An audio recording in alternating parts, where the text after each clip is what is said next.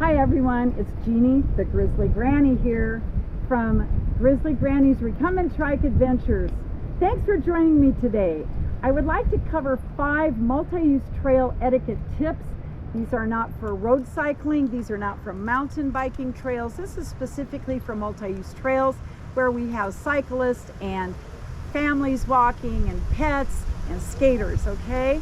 So whether these are brand new to you or just a review for you, let's get started. Mainly, let's all show lots of kindness and patience on the trails. You never know the abilities or disabilities of someone else who's sharing the trail with you.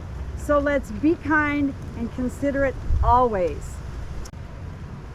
So the one great thing about riding a bike or a trike is that there's no prerequisites. You can purchase your bike or your trike, whatever you choose, and there's no prerequisites. You can gear up and get out on the trail immediately. But that's also what's not so great about riding a bike or a trike, is there's no prerequisites for getting out on the trail and riding. There is no driver's test that you have to take to ascertain whether or not you know the rules and regulations. Do you even know how to operate your vehicle? On a multi-use trail, it's important to know your state and local cycling laws. So you can find those out on the internet for your particular state or local area. Besides that, you need to know the individual trail rules and regulations for each trail.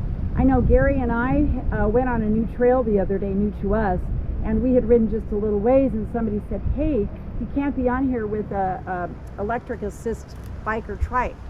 We had read the rules, and so we backed up, went back and looked them over again, and in the tiniest possible print it said no e-assist vehicles, but you would have needed a magnifying glass to see it. I think it's just a good way for them to get people on the trail and then find them. So remember, everyone has the same rights, whether you're a pedestrian, a cyclist, or a skater, and everyone should feel very safe on the trail. So let's start now. Number 1, give plenty of space to all others. You know, bikes are like the trucks of the trail. I've heard that said, and it's so true. We don't like a big semi-truck to pass us going 100 miles an hour or what feels like it on the interstate. So we don't want to pass people like they're standing still and just zoom around them. Let's be courteous. We don't own the road. Everybody here has that right to have space and feel safe. Bicyclists should always ride single file and go with the flow of traffic. That's if you're with a group or not. I've literally seen people stop side by side in the middle of a trail and have a discussion. So please don't do that. Single file, drive in your lane and stay in your lane. I had a young kid yesterday, old enough to know better, a teenager, get in my lane and literally run me off the trail. Thank the Lord it was grass there and I didn't end up in a ditch. Modify your speed for the conditions. Now, most trails are going to tell you 15 miles per hour max, but that is your max speed. You need to ride for the conditions. Is the pavement wet or slippery or icy? How many people are on the trail? If you've got a lot of families, slow-moving people walking with their little doggies, you know, you can't go 15 miles an hour. You have to ride safely in and around these people so that everyone feels safe and has plenty of space. Uphill riders, remember, you have the right of way. You have the right of way when you're an uphill rider or a pedestrian. However, caution, if you're an uphill cyclist, please, please, please do not pass pedestrians unless you have to do it to avoid an accident. If you're riding uphill, stay in your lane and don't pass. Okay, number 2, use proper signals, both voice and hand signals. Okay, use them early and use them often, and then include signs and signals and statements of gratitude like a wave or hey, thanks, have a great ride, have a great walk. Number 3, pass safely. There's a great acronym, SASS. Scan, assess, signal, and say it. So before you get ready to pass, look around, use your mirrors, and you need to have a mirror, guys. Look behind you, make sure that somebody hasn't snuck up on you that you didn't expect and is going very fast, and you go to turn in front of them. So scan, look around you and behind you. Assess, is there time to safely pass? Do you have a cyclist coming towards you in the opposite lane? Do you have pedestrians coming towards you in the opposite lane? If you can't pass someone and get back over safely, then please don't do it. Wait and be patient until it is safe. Signal with both your bell and your voice. Do it timely and do it often. Let people know ahead of time that you're coming up on them. Don't ring your bell or say passing on your left when you're there. Do it before you get to them, and maybe you have to say it a couple times. Now, they may have earbuds in, they may be hard of hearing, they may be on the phone, they may not hear you.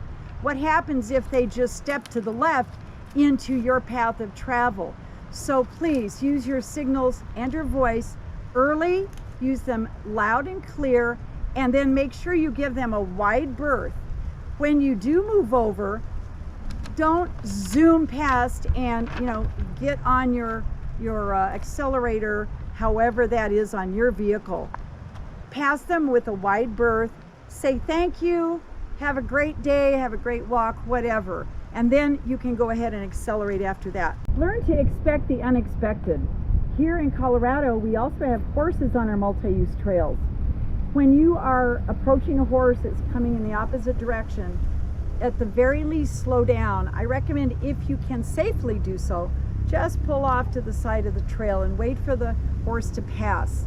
Things like flags, especially if it's windy, but even just the flag itself, the movement of a bicycle or tricycle can set them off. So just pull over, don't wave, hi horsey, don't yell, just be very quiet, keep your body movements very slow and to a minimum until the horse is safely passed. That said, this can happen with a group of pedestrians. A toddler could just go rogue and decide to run out in front of you. Or a dog, even the dog that's on leash sometimes can just get loose and run out in front of you. So giving a wide berth is just a great idea, and it will help should those unexpected things happen. And always be ready to brake, always be ready. My dad taught me when I was learning to drive. He was a police officer and my hero. And he taught me, when you're driving, don't space out, don't get lost in your music or your thoughts. He said, watch for the unexpected and expect it.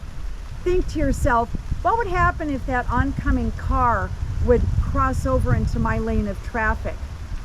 Where would I go? What would I do? What if the car in front of you would suddenly step on their brakes? Do I have enough space to stop? Where would I go? What would I do? So these also apply on the trail, will save you and other people a whole lot of grief. Number 4, know and properly use hand signals. If you learned these when you were a kid, like most of us did, it's time for a good review. I see a lot of cyclists that should know better that do not use hand signals at all. Use the proper hand signals and use them again in a timely fashion. The hand signal for stop is to put your left arm down to the side. Do this early enough, because if you do it right when you're ready to stop, someone could literally crash into you. I've had that happen, and people don't give me enough time, and then I've got to, jump off the trail. The next one is a left turn. You're going to use your left arm. You're going to stick it out and straight out. It's one of the easiest hand signals there is. So left turn, right turn. You're going to use that left arm. You're going to put your left arm out and bend your elbow at 90 degrees, pointing up. Now, if you have a disability and you can't use hand signals with your left hand, then you can modify those, and they can be done with the right hand as well.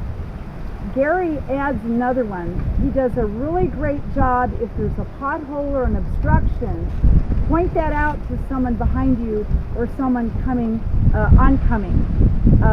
say there's a big bump that might not be seen, you're going to take that left hand down and you're going to point where that is.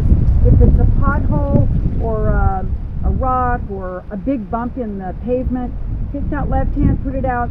You can do a wiggle the fingers or point like this so it doesn't look like a traditional stop signal. Number 5, the last one. Be alert to assist if someone appears to need help. Slow down or pull over and say, hey, are you okay?